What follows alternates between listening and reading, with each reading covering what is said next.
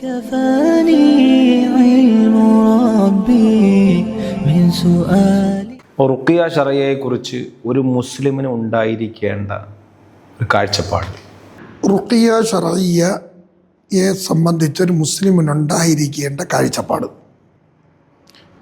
റുഖിയ ശറയ്യ ഒരു സുന്നത്തായ ചികിത്സാ രീതിയാണ്, ഒരു അത്ഭുത വിദ്യയല്ല.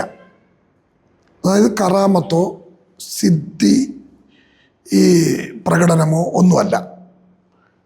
ഒരു വിശ്വാസി തൻ്റെ അള്ളാഹുവിലുള്ള തവക്കുൽ വർദ്ധിപ്പിക്കുന്നതിന് ഏറ്റവും ഉപകരിക്കുന്ന അണം മന്ത്രിക്കുമ്പോൾ അള്ളാഹുവിൻ്റെ ശിഫയാണ് ആ രോഗി ആഗ്രഹിക്കുന്നത്.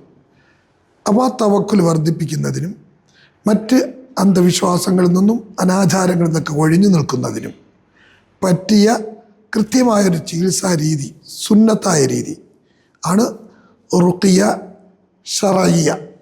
അപ്പോൾ ആ ചികിത്സയിൽ വളരെ ഭക്തി നിർഭരമായി, അതായത് ഹൃദയ സാന്നിധ്യത്തോടു കൂടി തഖ്വ നിലനിർത്തിക്കൊണ്ട് അള്ളാഹുമായിട്ടുള്ള ബന്ധം ചികിത്സയുടെ അവസാനം വരെ കാത്തു സൂക്ഷിച്ചുകൊണ്ട്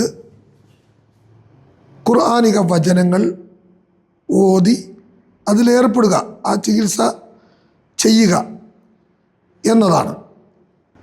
അങ്ങനെ വരുമ്പോൾ റസൂലുള്ളാഹി സ്വല്ലല്ലാഹു അലൈഹി വസല്ലമ തങ്ങൾ കാണിച്ചു തന്ന അതേ രീതിയും ശൈലിയും കൃത്യമായി കാത്തു സൂക്ഷിച്ചുകൊണ്ട്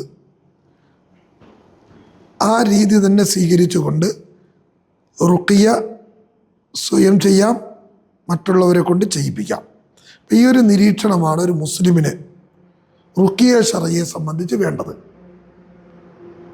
മനസ്സിലായി കാണുമെന്ന് കരുതുന്നു.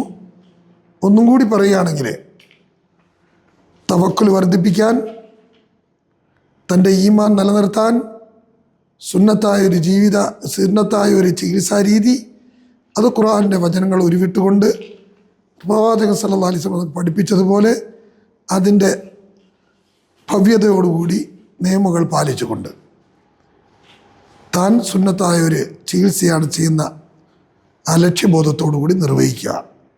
ഇതാണ് ഇതിനെക്കുറിച്ച് ഒരു വിശ്വാസി മനസ്സിലാക്കിയിരിക്കേണ്ട കാര്യം. كفاني علم ربي من سؤالي.